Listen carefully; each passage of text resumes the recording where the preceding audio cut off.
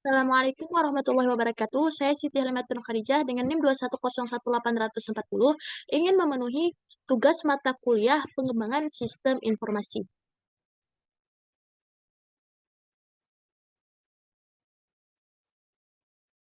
Baik, pengembangan sistem informasi. Pengembangan sistem merupakan penyusunan suatu sistem yang baru untuk menggantikan sistem yang lama secara keseluruhan atau memperbaiki sistem yang telah ada. Tim pengembangan sistem. Pengembangan sistem tentunya harus didukung oleh personal-personal yang kompeten di bidangnya. Suatu tim biasanya terdiri dari manajer analis sistem, ketua sistem junior, pemrogram aplikasi senior, pemrogram aplikasi junior. Jumlah personil tim di atas diperlukan apabila sistem yang akan dikembangkan cukup besar, apabila sistem yang akan berdasarkan kebutuhan. Perlunya pengembangan sistem. Sistem lama yang perlu diperbaiki atau diganti disebabkan karena beberapa hal. Yang pertama, adanya permasalahan-permasalahan atau problems yang timbul di sistem yang lama. Permasalahan yang timbul dapat berupa ketidakberesan sistem yang lama, menyebabkan sistem yang lama tidak dapat beroperasi sesuai dengan yang diharapkan.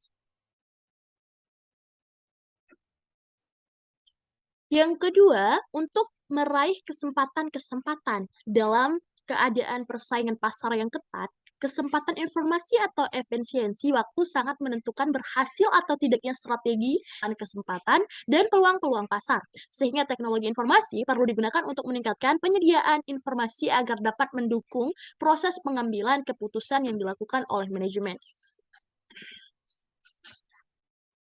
Nah, yang ketiga, adanya instruksi, di mana instruksi dari pimpinan atau adanya peraturan pemerintah. Penyusunan sistem yang baru dapat juga terjadi karena adanya instruksi-instruksi organisasi, seperti misalnya peraturan pemerintah. Nah, dengan adanya sistem baru, diharapkan terjadinya peningkatan dalam hal yang pertama itu ada kinerja. Kinerja yang dalam time. Nah, yang kedua ada kualitas informasi yang disajikan. Yang ketiga ada keuntungan atau penurunan biaya.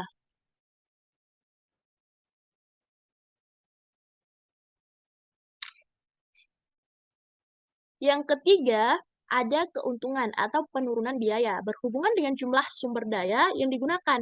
Yang keempat itu ada kontrol atau pengendalian. Yang kelima ada efisiensi. Prinsip pengembangan sistem. Yang pertama, sistem yang dikembangkan adalah investasi modal yang besar. Maka setiap investasi modal harus mempertimbangkan dua hal berikut ini, yaitu semua alternatif yang ada harus diinvestigasikan. Yang kedua, investasi yang terbaik harus bernilai. Nah, yang ketiga, yang keempat, tahapan kerja dan tugas-tugas yang baru dilakukan dalam proses pengembangan sistem. Yang kelima, proses pengembangan sistem tidak harus urut. Yang keenam, jangan takut membatalkan proyek.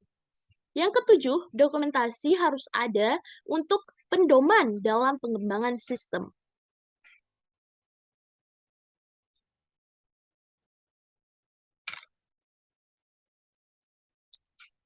Siklus hidup pengembangan sistem. Siklus hidup pengembangan sistem dapat didefinisikan sebagai serangkaian aktivitas yang dilaksanakan oleh profesional dan pemakai sistem informasi. Siklus hidup pengembangan sistem informasi saat ini terbagi menjadi 6 fase, yaitu perencanaan sistem, analisis sistem, perencanaan sistem secara umum atau konseptual, era detail, pengembangan perangkat lunak, dan implementasi sistem, pemeliharaan, atau perawatan sistem. Fase perencanaan sistem dibentuk suatu struktur kerja strategis yang luas dan pandangan sistem. Informasi yang jelas yang akan memenuhi kebutuhan-kebutuhan pemakai informasi. Kisahkan berdasarkan prioritasnya. Proyek dengan prioritas tertinggi akan dipilih untuk pengembangan.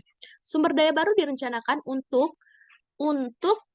dan dana disediakan untuk mendukung pengembangan sistem. Selama fase perencanaan sistem dipertimbangkannya, ada beberapa faktor, diantaranya faktor kelayakan atau feasibility, berhasilnya sistem informasi yang dikembangkan dan digunakan. Nah, yang kedua ada faktor-faktor strategis, di mana atau Nama lain dari faktor-faktor strategis adalah strategic factor yang berkaitan dengan pendukung sistem informasi dari sasaran bisnis dipertimbangkan untuk setiap proyek yang diusulkan. Nilai-nilai yang dihasilkan dievaluasi untuk menentukan proyek sistem. Maaf, untuk menentukan proyek sistem.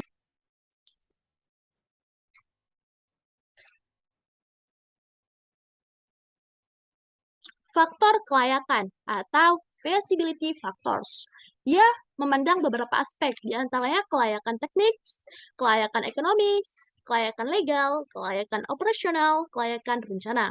Sedangkan strategic faktor itu memandang beberapa aspek, di antaranya produktivitas, diferensiasi, manajemen. Nah, suatu sistem yang diusulkan harus layak, yaitu sistem ini harus memenuhi kriteria-kriteria sebagai berikut. Yang pertama itu kelayakan teknis, untuk melihat apakah sistem dengan menggunakan teknologi yang ada, atau apakah teknologi yang baru dibutuhkan. Yang kedua, kelayakan legal, untuk melihat apakah ada konflik antara sistem yang sedang dipertimbangkan dengan kemampuan perusahaan untuk melaksanakan kewajibannya secara legal. Yang ketiga, kelayakan ekonomis, untuk melihat apakah dana yang tersedia cukup untuk mendukung estimasi biaya untuk sistem yang diusulkan. Yang keempat, kelayakan operasional untuk melihat apakah prosedur dan keahlian pegawai yang ada cukup untuk mengoperasikan sistem yang diusulkan atau apakah diperlukan penambahan atau pengurangan prosedur dan keahlian.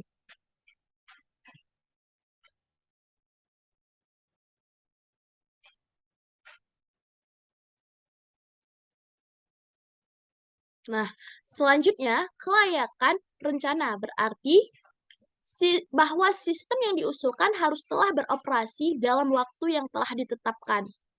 Selanjutnya, produktivitas mengukur jumlah output yang dihasilkan oleh input yang tersedia. Tujuan produktivitas adalah mengurangi atau menghilangkan tidak dapat diukur dengan rasio antara biaya yang dikeluarkan dengan jumlah unit yang dihasilkan. Selanjutnya ada diferensiasi, yang mengukur bagaimana suatu perusahaan dapat menawarkan produk atau pelayanan yang sangat berbeda dengan produk dan pelayanan dari saingannya. Diferensiasi dapat dicapai dengan meningkatkan kualitas, variasi penanganan khusus, pelayanan yang lebih cepat, dan biaya yang lebih rendah. Nah, untuk yang terakhir ada manajemen, di mana manajemen melihat bagaimana seorang manajer dalam merencanakan, mengendalikan, dan membuat keputusan. Manajemen ini dapat dilihat dengan adanya laporan-laporan tentang efisiensi produktivitas setiap hari. Selanjutnya ada fase analisis sistem, di mana fase analisis sistem ini dia terbagi menjadi beberapa bagi, di antaranya fase analis sistem adalah fase profesional sistem melakukan kegiatan analisis sistem. Nah, laporan yang dihasilkan menyediakan suatu landasan untuk terbentuk suatu analisis sistem. Tim project sistem memperoleh pengertian yang lebih jelas tentang alasan untuk mengembangkan suatu sistem baru.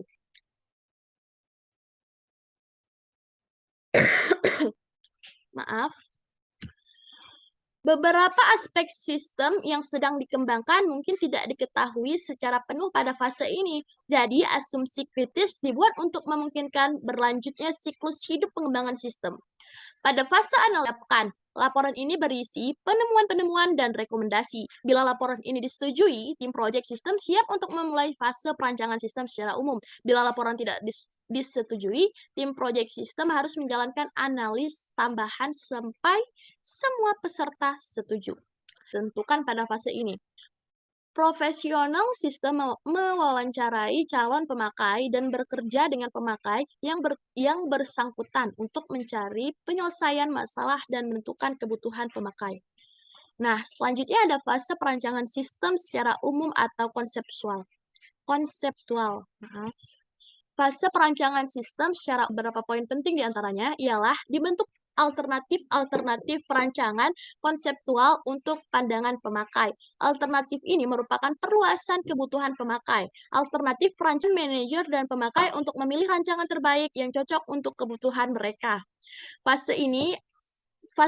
fase ini, analis sistem mulai merancang proses dengan mengidentifikasi laporan-laporannya dan output data masing-masing laporan ditentukan.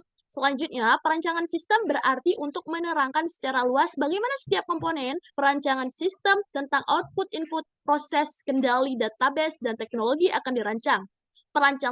Perancang sistem memilih struktur file dan alat penyimpanan seperti disk magnetik atau bahkan file-file dokumen.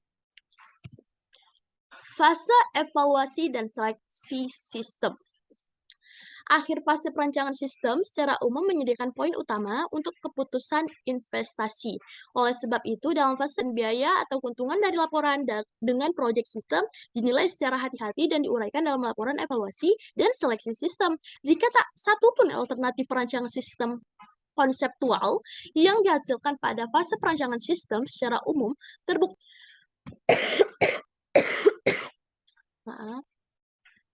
Biasanya, beberapa alternatif harus terbukti dapat dibenarkan, dan salah satunya dengan nilai tertinggi dipilih untuk pekerjaan akhir. Bila satu alternatif perancangan sudah dipilih, maka akan dibuatkan jadwal untuk perancangan detailnya.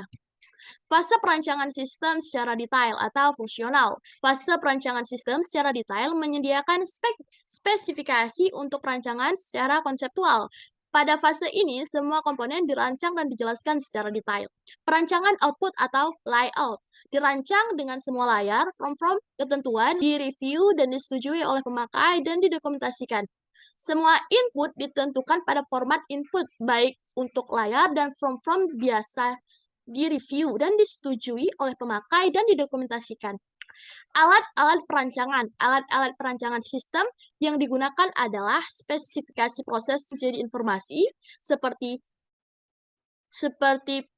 pseudocode, struktur English, dan tabel keputusan. Yang kedua ada hierarki plus input, proses output atau HIPO. Untuk mempresentasikan hierarki modul-modul program tidak termasuk dokumentasi interface antar modul. Nah, yang ketiga ada struktur diagram termasuk dokumentasi interface antar modul. Yang keempat ada di diagram Warnier-Orr atau WIO untuk mempresentasikan struktur program dari gambaran umum sampai detail. Nah, yang terakhir ada diagram Jackson untuk mempresentasikan struktur program. Fase implementasi sistem yang dipelihara dan pemeliharaan sistem.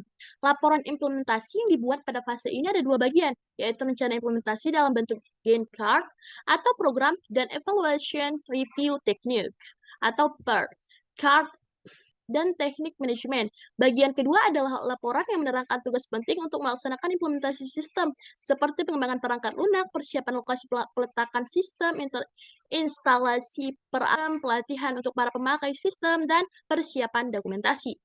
Sistem siap untuk dibuat dan diinstalasi sejumlah tugas untuk dikoordinasi dan dilaksanakan untuk implementasi sistem baru. Pendekatan pengembangan sistem, pendekatan klasik, di mana pendekatan klasik ini, classical approach, disebut juga dengan pendekatan tradisional atau traditional approach, atau pendekatan konvensional atau konvensional, mengembangkan sistem dengan mengikuti tahapan-tahapan pada sistem life cycle. Pendekatan ini menekankan bahwa pengembangan akan berhasil bila mengikuti tahapan pada sistem life cycle. Pendekatan terstruktur atau structured approach. Pendekatan terstruktur dilengkapi dengan alat-alat tools dan teknik-teknik yang dibutuhkan dalam pengembangan sistem. Sehingga hasil akhir dari sistem yang dikembangkan didefinisikan dengan baik dan jelas. Beberapa metodologi pengembangan sistem yang terstruktur telah banyak yang diperkenalkan baik dalam buku-buku maupun oleh perusahaan-perusahaan konsultan pengembangan sistem. Metodologi ini memperkenalkan penggunaan alat-alat dan teknik untuk mengembangkan sistem yang terstruktur. Keuntungan pendekatan terstruktur. Yang pertama, of complexity. Yang kedua, konsep mengarah pada sistem yang ideal atau fokus on ideal. Yang ketiga, standarisasi atau standardization. Yang keempat, ada orientasi ke masa datang atau mengurangi ketergantungan pada desainer. List release on Arctics 3. Metodologi pengembangan sistem. Metodologi pada kesatuan metode-metode, prosedur-prosedur, konsep-konsep pekerjaan, aturan-aturan, Postulat yang digunakan metode adalah suatu cara teknik yang sistematik untuk mengerjakan sesuatu. Metodologi pengembangan sistem berarti metode-metode prosedur-prosedur, konsep-konsep pekerjaan, postulat atau kerangka pemikiran yang akan digunakan untuk mengembangkan suatu sistem informasi.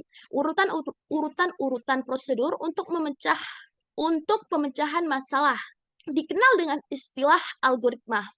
Pertama, ada klasifikasi dari metodologi. Functional decomposition. Metodologis. Metodologi ini menekankan pada pemecahan dari sistem ke dalam subsistem-subsistem yang lebih kecil sehingga akan lebih mudah untuk dipahami, dirancang, dan ditetapkan. Yang kedua itu ada data oriented methodologies, di mana metodologi. Yang ketiga ada prescriptive methodologies, yang termasuk dalam metodologi ini adalah ISDOS atau Information System Design on and Optimization System, merupakan perangkat lunak yang dikembangkan di University of Michigan. Penggunaan dari ISDOS adalah mengoptimalisasi proses pengembangan sistem informasi, alat dan teknik pengembangan sistem. Maaf. Alat-alat pengembangan sistem yang berbentuk grafis di antaranya ialah hippodiagram, data flow diagram, structured chart, set diagram, Warnier or diagram, Jackson diagram. Teknik yang digunakan untuk pengembangan sistem diantaranya teknik manajemen project, yaitu CPM, Critical Path Method, dan PRIT, Program Evolution dan Review Teknik. Teknik ini digunakan untuk penjadwalan project. Yang kedua, teknik untuk menemukan fakta atau fact-finding technique, yaitu teknik yang dapat digunakan untuk mengumpulkan data di sistem yang ada. Teknik ini diantaranya ialah wawancara atau interview, persiapan yang dilakukan, itu bisa saja membuat janji pertemuan, pastikan orang yang akan diwawancari, pokok permasalahannya. Pada saat wawancara, perlu diperhatikan kapan akan bertemu kembali. Nah, setelah wawancara, itu ada observasi atau observation, daftar pertanyaan atau questionnaire, dan pengumpulan sampel atau sampling. Teknik analis biasanya teknik analis biaya atau manfaat, cost effective analysis and cost benefit analysis adalah suatu teknik yang digunakan untuk menghitung biaya yang berhubungan dengan pengembangan sistem informasi. Yang keempat, dalam pengembangan sistem diantaranya adalah untuk mendefinisikan masalah, mengumpulkan ide-ide, memecahkan permasalahan. Teknik inspeksi atau walkthrough. Proses dari analis dan desain sistem harus diawasi. Pengawasan ini dapat dilakukan dengan cara memverifikasi hasil dari setiap tahap pengembangan sistem.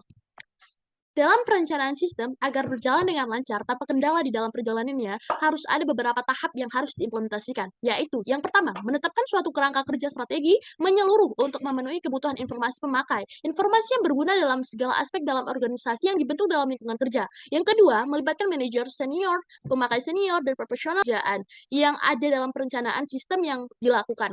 Nah, yang ketiga, alasan untuk melakukan perencanaan sistem harus dihubungkan dengan rencana bisnis dan untuk menghindari sejumlah kerugian.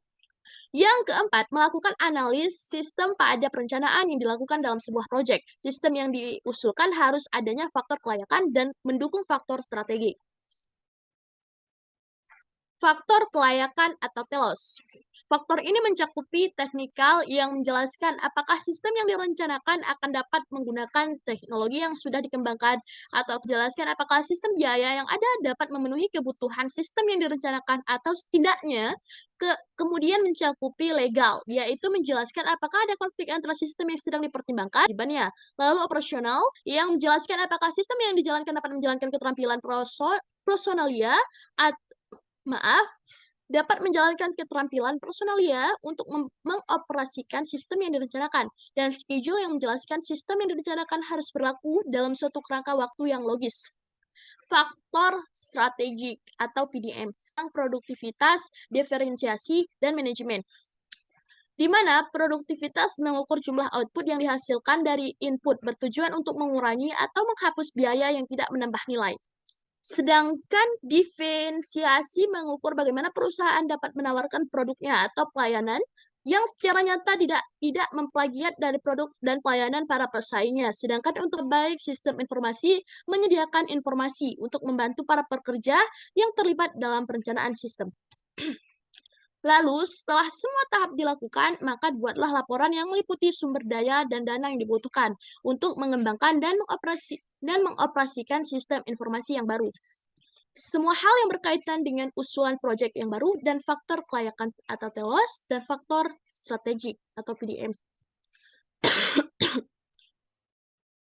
Perencanaan dan pelaporan pada proyek sistem, yaitu membuat suatu jadwal proyek dokumen yang didasari laporan awal proyek. Jumlah dalam pelaporan terbagi menjadi 3, yaitu biaya personel untuk mengembangkan sistem, biaya pemrograman, dan biaya penganalisis perkembangan proyek, merevisi jadwal proyek.